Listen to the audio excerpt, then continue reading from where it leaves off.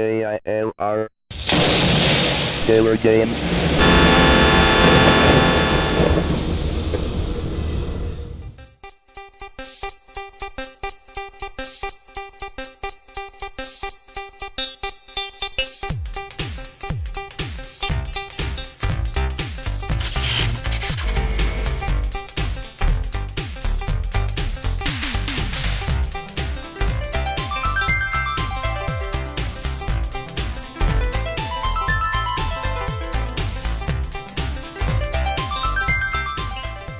Hello gamers, simmers, and pilots. I am the Killer Gamer, and welcome to the tour around the world featuring Microsoft Flight Simulator 3. So, let's go ahead and talk about our flight. We've got our handy-duty map up here. Not one that you want to use for real-world aviation, unless you're just looking for some interesting fun. We're here at Bloomington-Normal. This is the Chicago default map, by the way, in case you're wondering. And we are flying over here to the ever-popular University of Illinois-Willard, which is in Champaign. I call it the ever-popular one because many people have flown from Chicago, whether it's Chicago O'Hare or Merrill C. Meigs. For me, it was Merrill C. Meigs. All the way down to the bottom of the default map, which is Champaign. Now, back in the day, and this is not with Flight Simulator 3, but with Flight Simulator 2 for the Commodore 64, sometimes I would fly from Merrill C. Meigs all the way to Champaign and hope that I don't run out of fuel. Other times I would fly from Meigs to Greater Kankakee and then over to Champaign.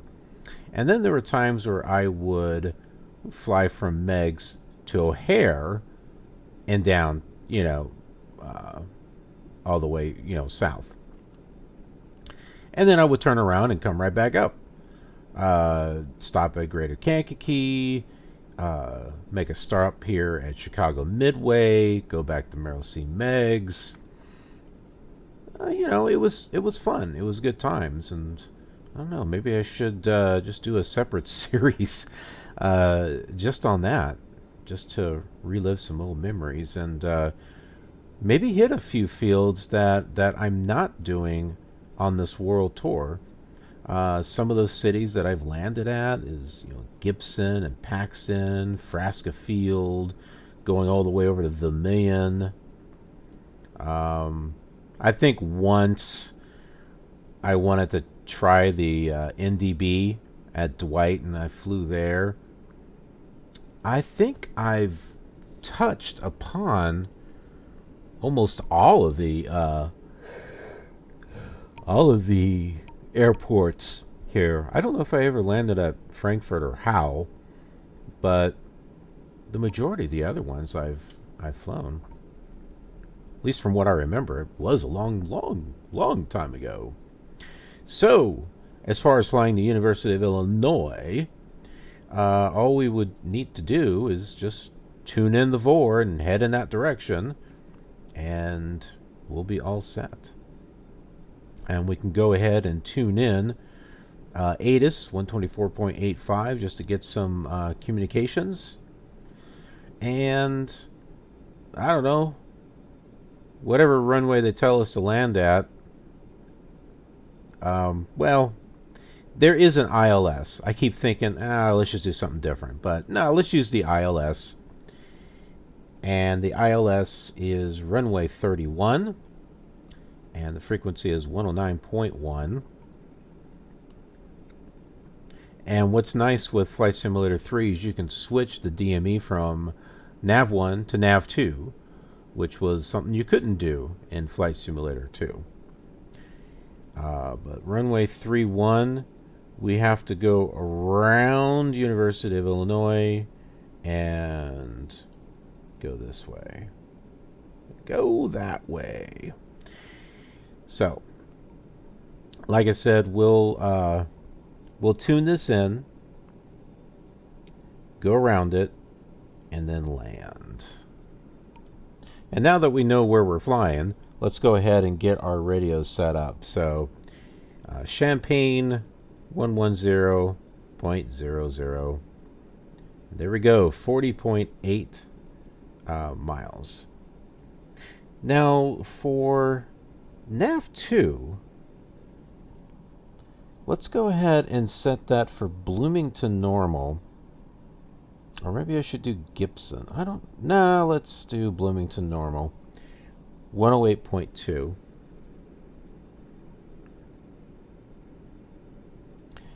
And we're going to get ourselves on the, let's see, 13, maybe 135. We'll say 135. Where are we at here? That's going to get us on a general radial that will take us around, to the south of the airport at Champaign. We don't need to keep it tuned in. We just kind of want to get an idea of the direct. I mean, we know what direction, but you know what I mean. Not having to guess as far as going around. This will get us kind of in that general heading, so we're not having to, hit the airport directly and then like going around it. This will take us south of it.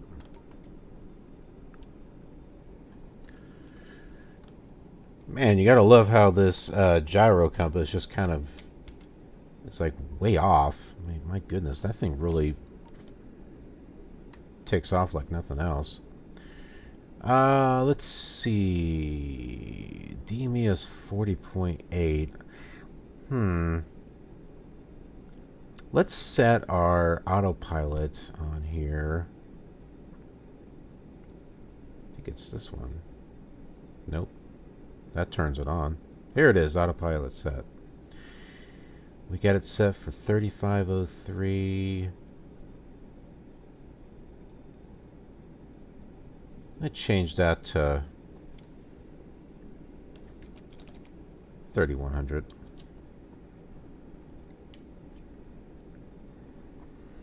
Okay, now what we'll do is we'll turn around turn around, get to the end of the runway, and then we'll take off in this direction here. So, mags.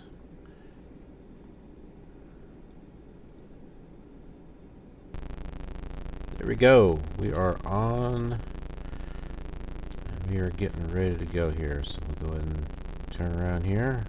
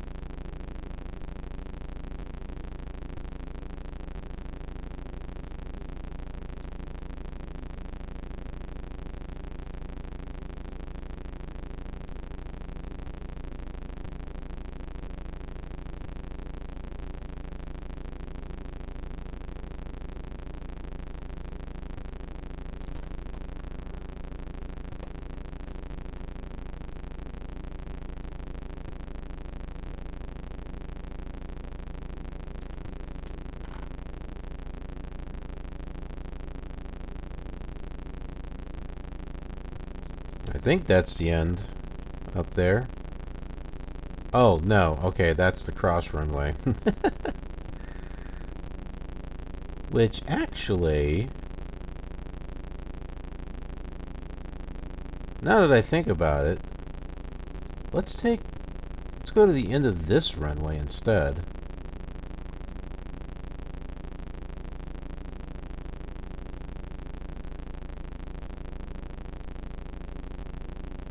Was there a fuel box here? There is on the scenery disc number 9.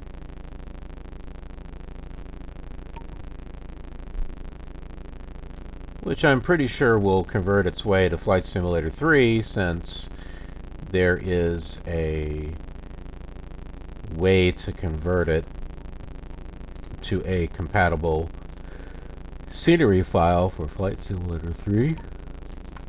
And I'm always tired. It's part of getting old.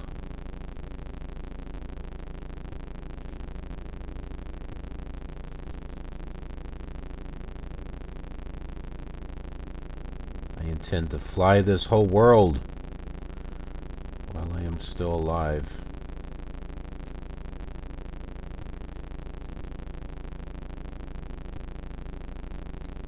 Won't happen in real life. But I can do it virtually. Actually, I can't wait to get some VR equipment or something. Especially with the Flight Simulator 2020, if they make it VR compatible. Okay. Yeah, I like this direction. This is going to work out.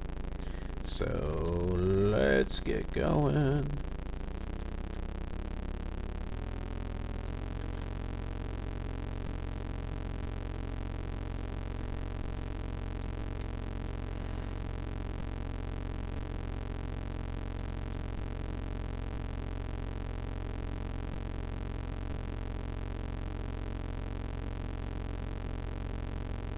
That seemed kind of weird.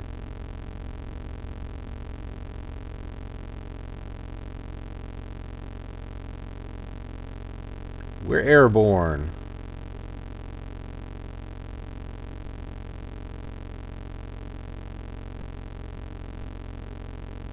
Okay, let's tune in so we're right of the 136 radio, so we can go ahead and catch that. We'll bring our landing gear up.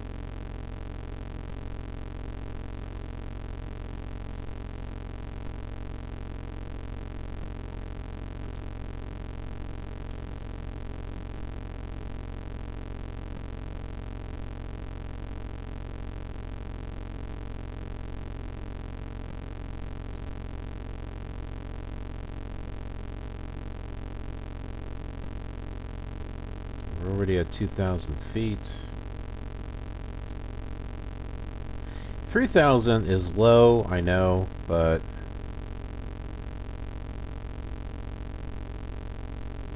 you don't really need to get too high in these old simulators, I think.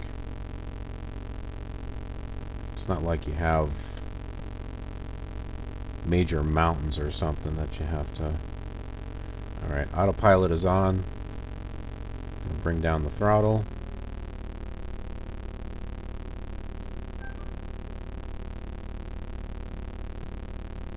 Bring down my elevator trim as well.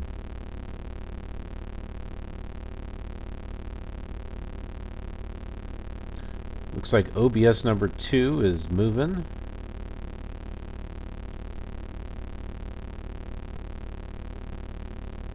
We will go ahead and change to meet it. That line right there is a interstate that is going to take us to Champaign. I turned a little too much. There we go.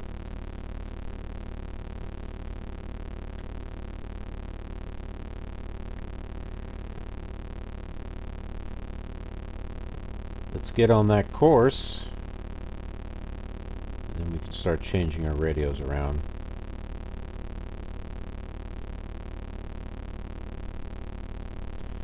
Now I'm just using the rudder here to kind of, was it slip and slide our way?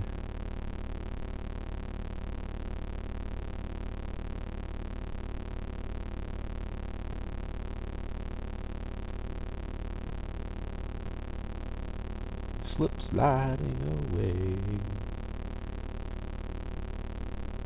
It's an old song.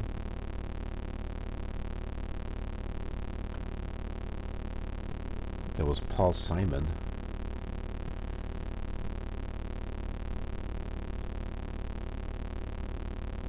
Okay, we got a pretty decent speed going on here.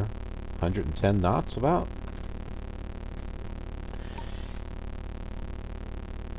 Alright, time to get that ILS tuned in.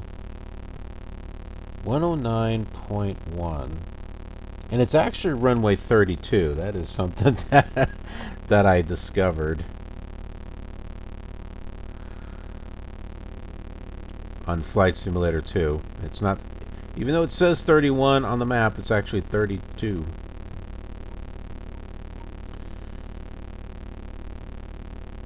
.1. It looks like it's off at the moment.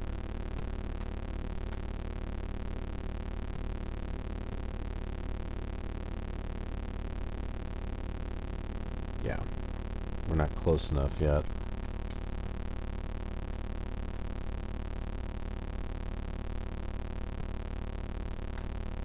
I believe our ATIS will work though.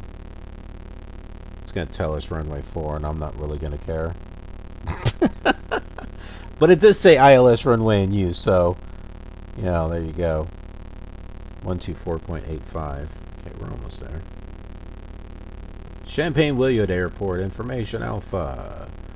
6 Zulu, visibility 10, temperature 70, wind, altimeter, landing, departing runway 4. ILS runway 32, see? 32. Back course 14 available. Well, I don't think you want planes going in one direction and the other direction. It's like, nah, you can land on 32, but you can, you know, fly the opposite way if you want to. I don't know. Is that considered good air traffic control?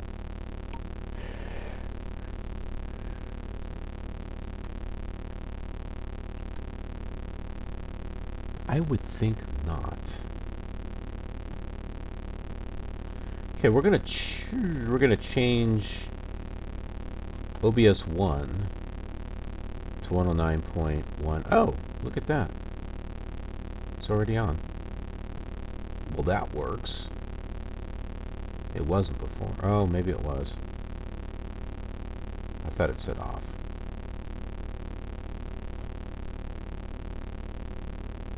What, 322, you think? 324?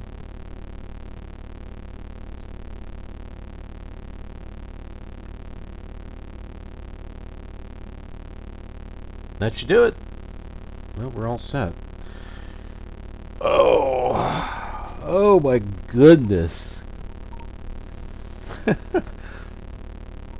Reminds me of someone on YouTube. Was that the Amazing Lucas? Always starts off his video. Oh my goodness. Alright. Making your first flight. Start Flight Simulator. That's always important. Be sure you start. By the way, we're reading from the official manual. If you see the menu telling you to choose the startup sequence, choose Go Through Startup Menus.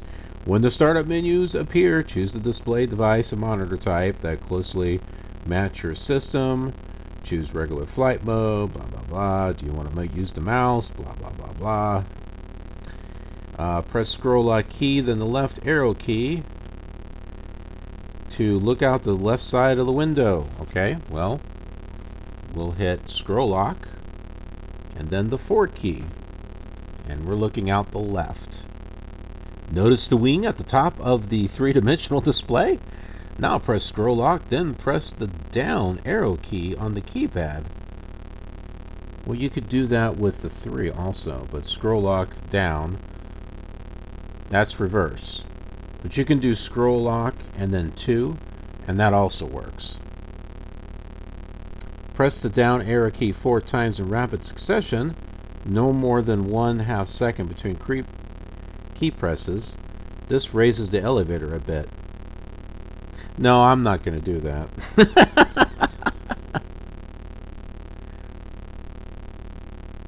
You can use the arrow keys, but I use the numerical keypad. Once off the ground, press scroll lock, then the down arrow key to look out the back again. Well, that's what we were doing. And I don't see the airport anymore. It's back there. Press scroll locked in the up key for the front view. Well, that's what we did. We're looking out the front. Watch the flight instruments. Airspeed, altimeter, and vertical velocity gauges will all show movement. Press the left arrow key to start banking the plane. Nope. Again, I used the numerical keypad. The horizon will tilt. Don't let the bank get too steep. After about 20 degrees of bank, press 5 in the center of the numerical keypad, not on the top row of keys, to neutralize the ailerons and keep the plane in its current bank. Now press the right arrow key 6 times. The plane will begin a nosedive. And wait about a moment without interfering with the controls. After a crash, Flight Simulator resets and returns you to starting locations. So they're teaching you right off the bat on how to crash. That's always nice.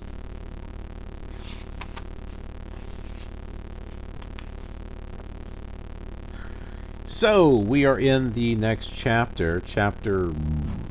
I was going to say 2. Flight Simulator Basics. Doesn't say chapter 2.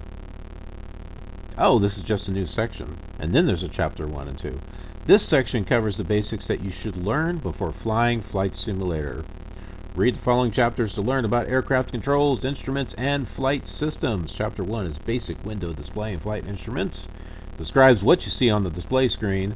The three-dimensional window view, flight instruments, and radios are explained. Chapter 2, Aircraft Controls, tells you how to control the aircraft, set the radios, and calibrate flight instruments using the keyboard, and optionally a mouse and a joystick. Okay, Chapter 1, Basic Window Display and Flight Instruments. Flight Simulator has all the instruments and equipment required under FAA regulations.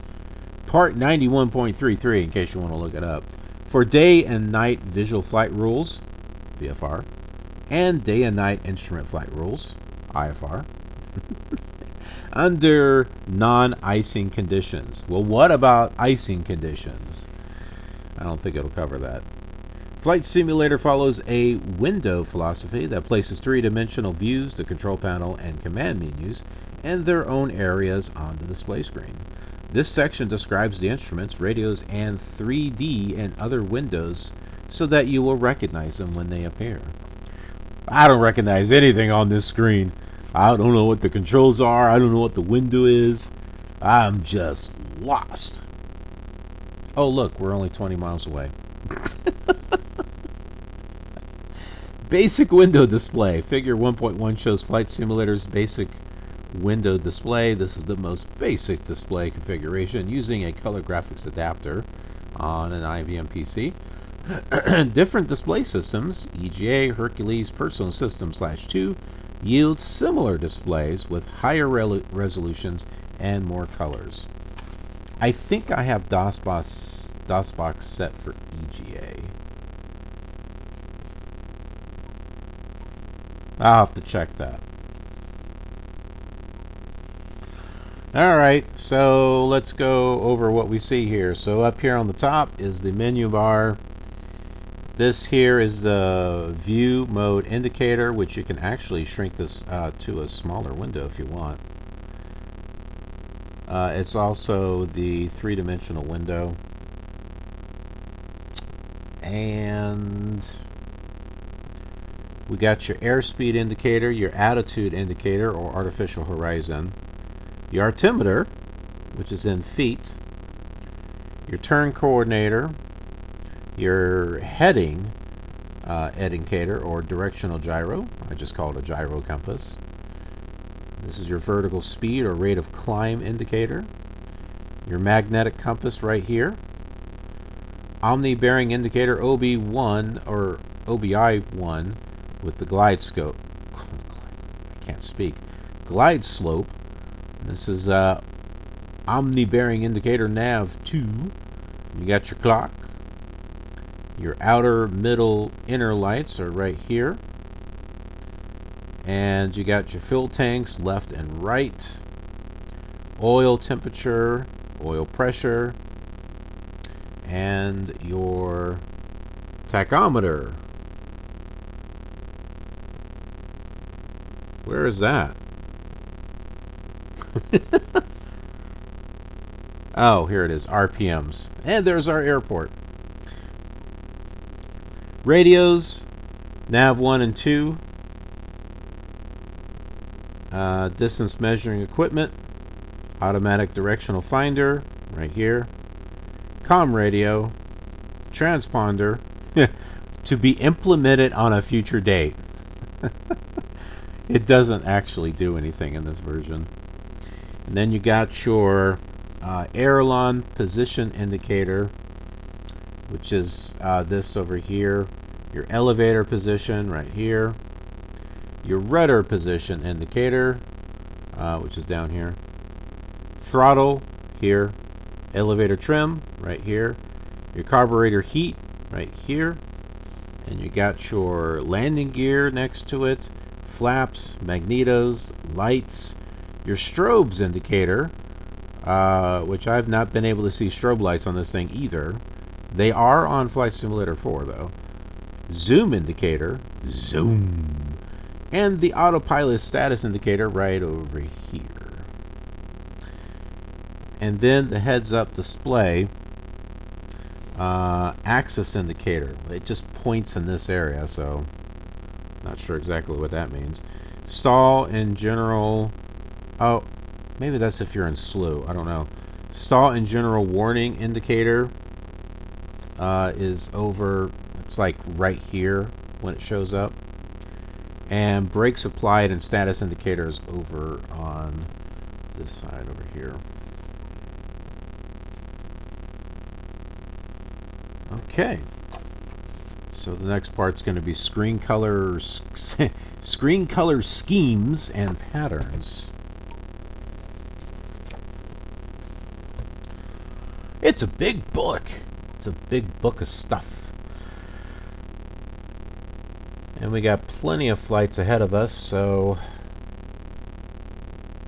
no doubt we'll get through the whole book.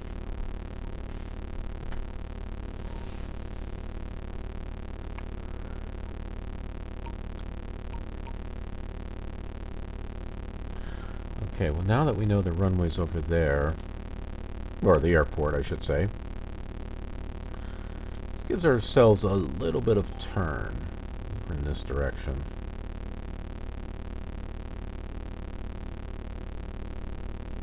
Maybe bring our throttle down just a tad.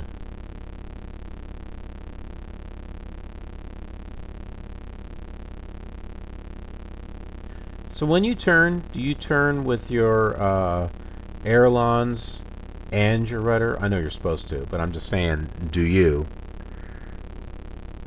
Or do you just use the ailerons and forget about it? I mean, this is assuming you have auto coordination turned off.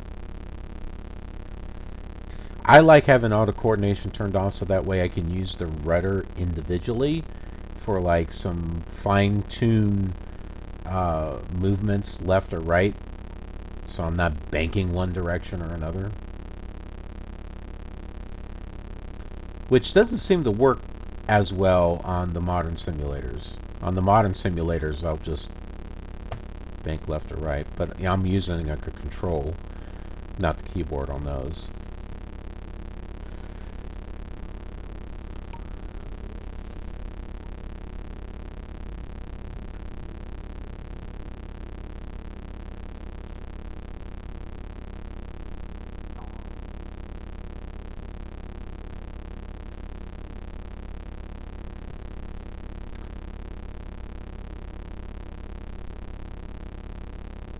Now, when we were flying this in Flight Simulator 2, we were already using scenery disk number 9. We're not doing that at the moment. And we needed it for Bloomington. I just left it, you know, on going to Champaign. But what we're doing here is, you know, exactly the same thing that we did on SubLogic Flight Simulator 2 for the Commodore 64 and the Commodore Amiga. We're using the default as we go to Champaign. We just didn't have all these nice little dots signifying, I don't know, what, lights or something down on the ground? Like city lights?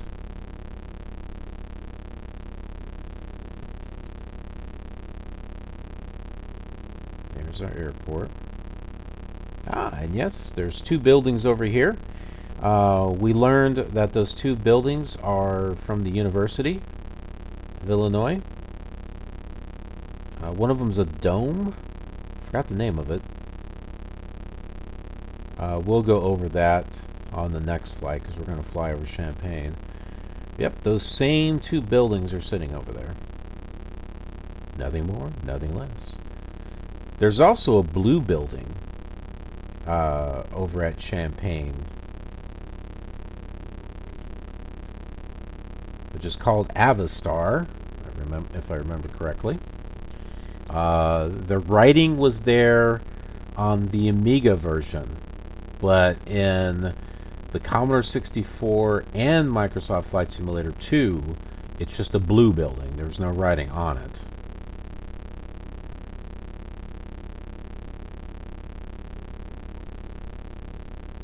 I don't think the building is there on the default scenery. We'll see if it is.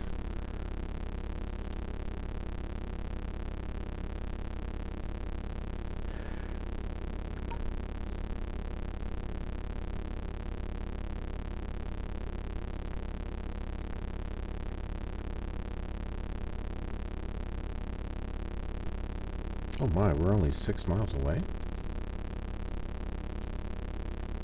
Guess maybe we should lower our landing gear.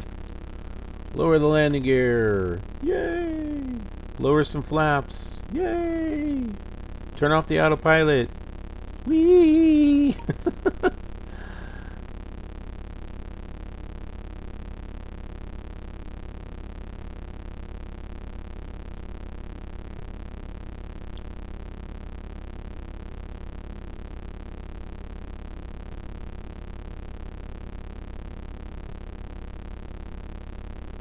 Okay, according to our glide slope, we're at the right altitude right now.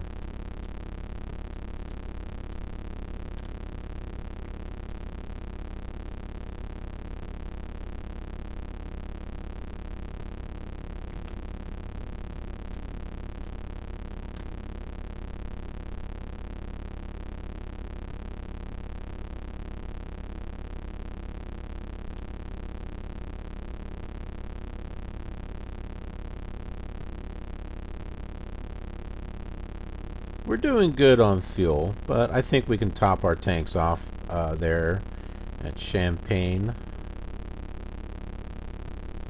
Willard Airport before our next destination.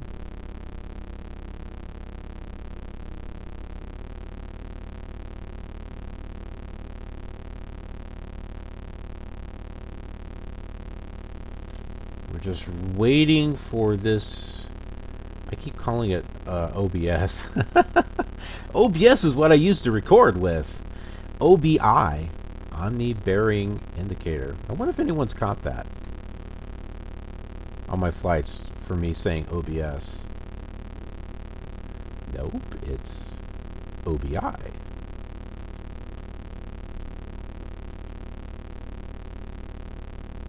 For that matter, I don't know how many people are out there watching the entire flight. Some people might be watching part of it.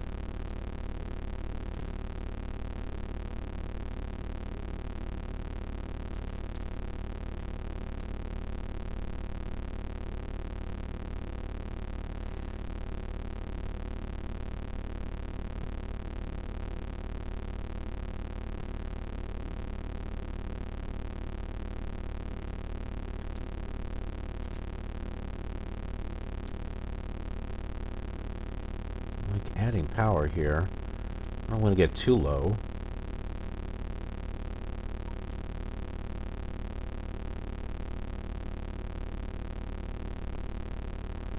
Here we go. That's what I was waiting for. I was waiting for this to start changing to where it says 2. It's off, so we're making our way around the airport at the moment.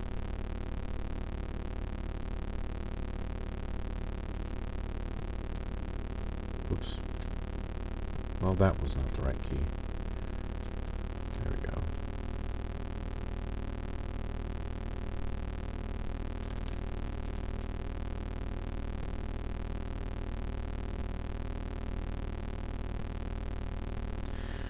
I think this runway right here is what we need.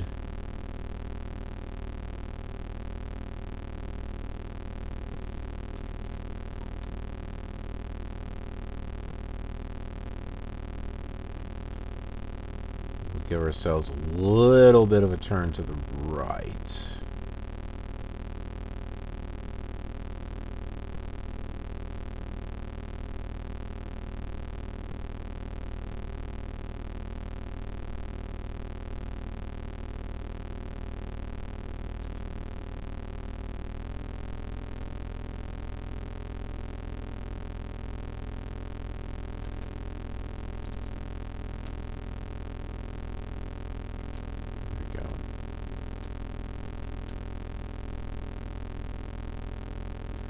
Bringing our altitude back up so that way we can get ourselves close to that vertical indicator.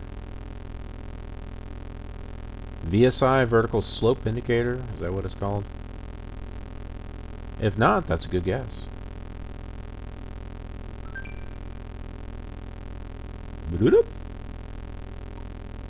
That would not be the simulator, that would be my phone.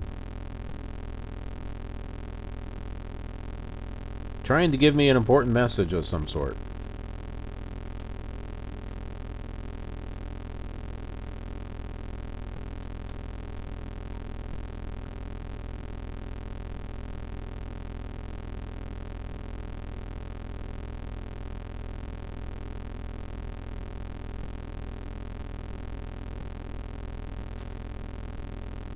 Okay, we'll start bringing our power back down here.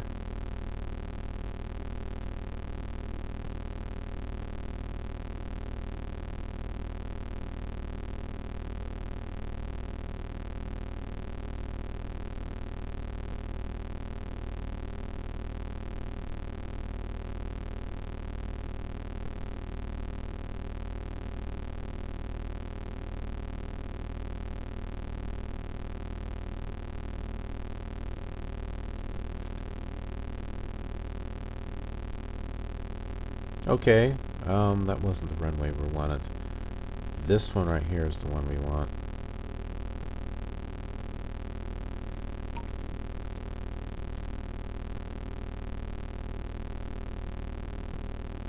We'll make another course adjustment here.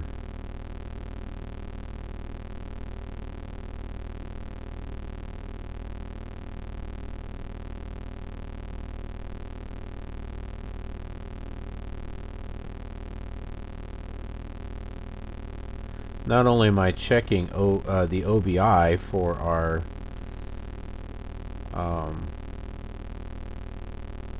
slope and heading, I'm also checking OBS to see if it's still recording. Notice how they both end in ing?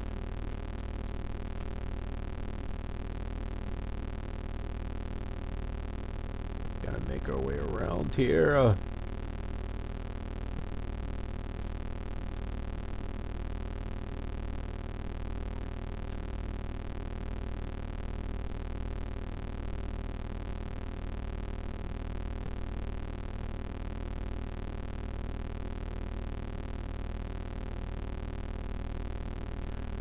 Just kind of slowly moving ourselves over to the left here.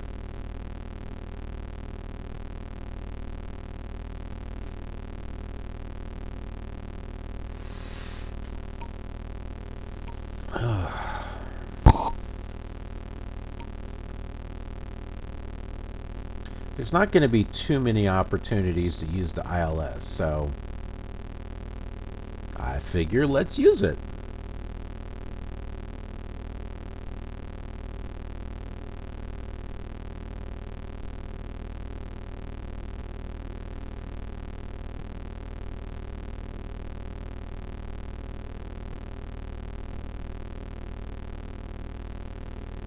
It's now 2 o'clock in the morning. That's why I'm yawning. It's because it's 2 o'clock in the morning.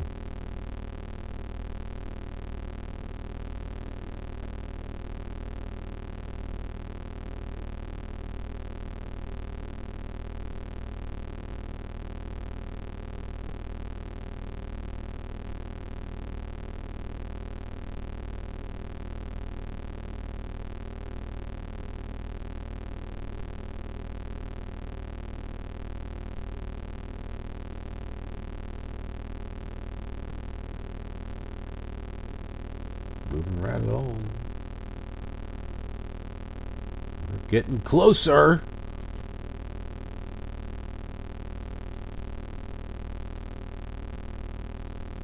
Let's make another course adjustment.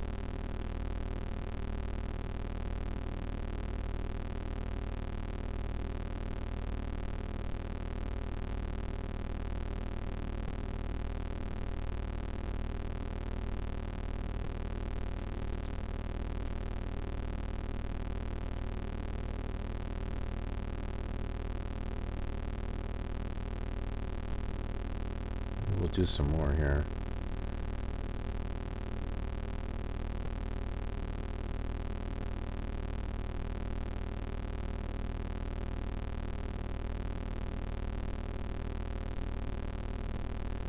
Because I think that needle's going to start moving here pretty soon. I mean, do you see the runway? It's like right here.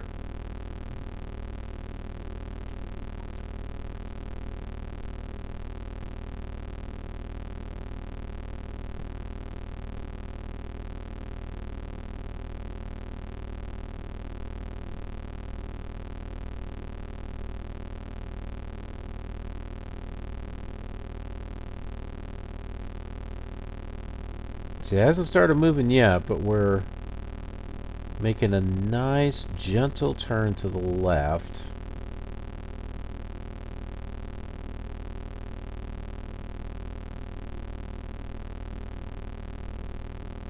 There we go.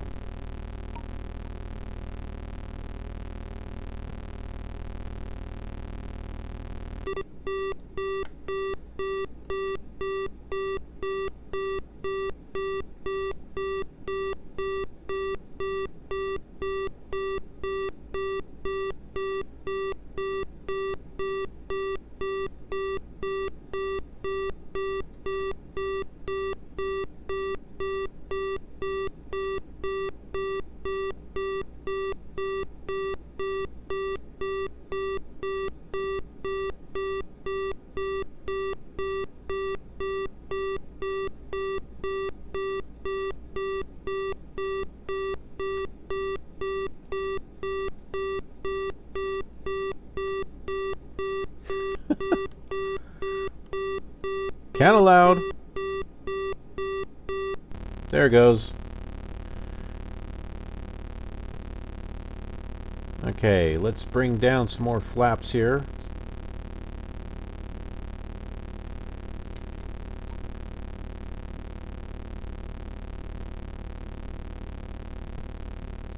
In the old simulators, I liked using the ILS because it would help me get on that glide slope.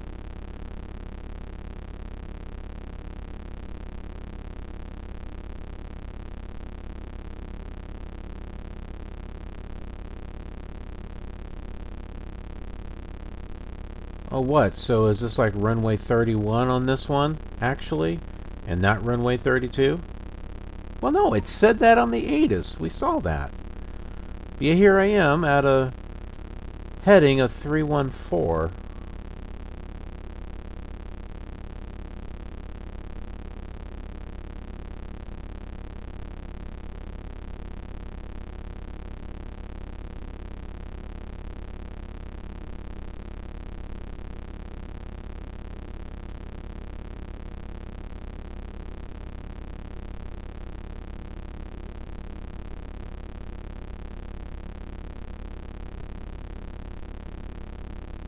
Boy, that needle's making some big movements.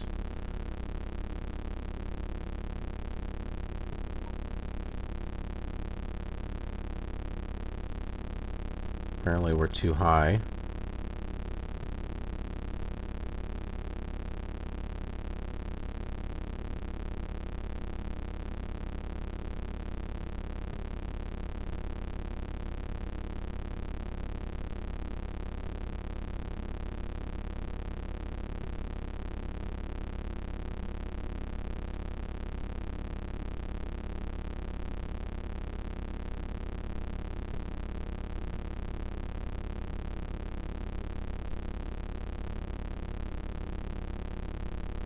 It seems like we've got ourselves a good angle going here, even though the glide slope says otherwise.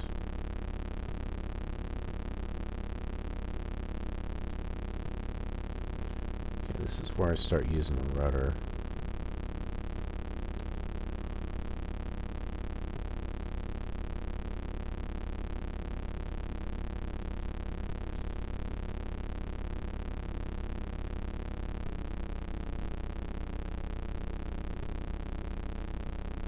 See that, our heading is like 312.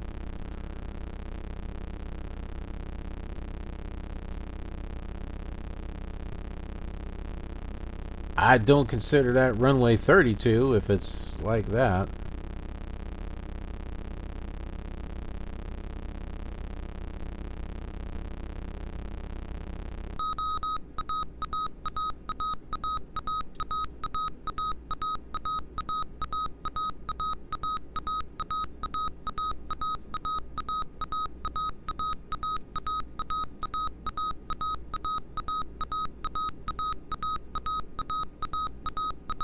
Ah, the blue building is there.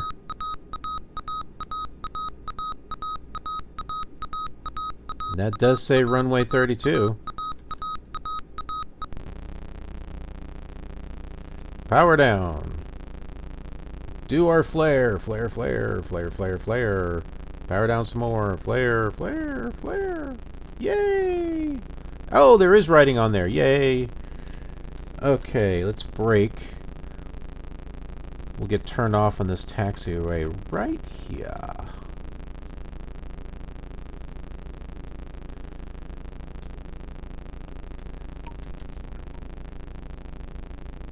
Yeah, so just like the Amiga version, this has some writing on the side.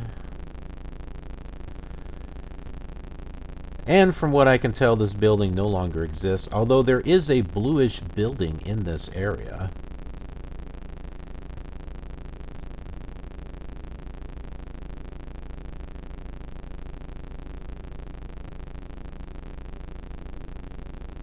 But it's like it's called something else.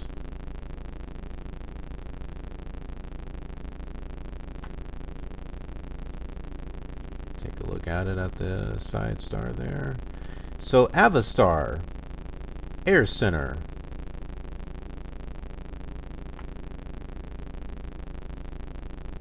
No writing on Flight Simulator 2, but it is here for Flight Simulator 3. I am curious if it's there on Flight Simulator 4 with the SubLogic East version.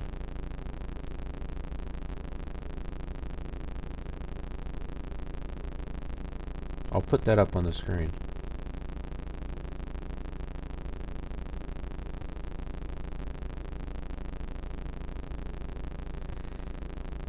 We're heading to our fuel box, which I think is a little bit over that way.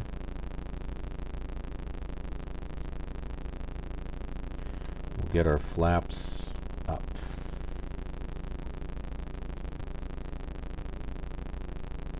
Bring our elevator trim down.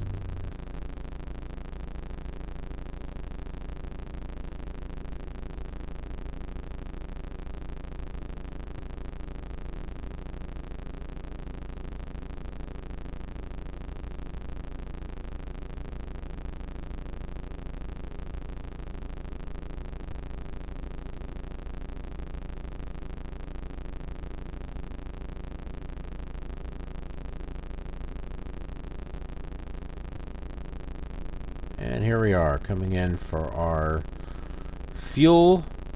And I don't know, I usually just park on it.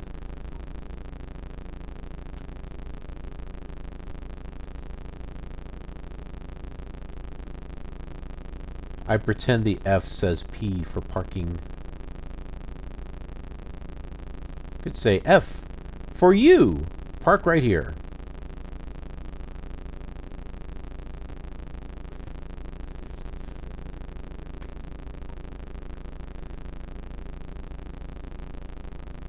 And we're topped off with our fuel.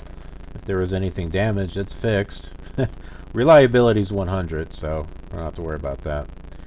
And with that, we can go ahead and turn everything off.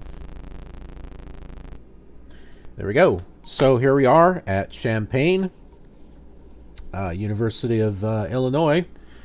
And I want to thank you for watching this video. Remember, thumbs up, that's a great thing.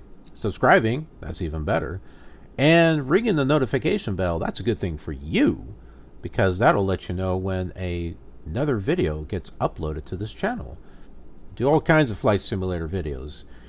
So keep your eye open for that, and I will see you on the next leg of our journey. Scenery Disc number 9 is next.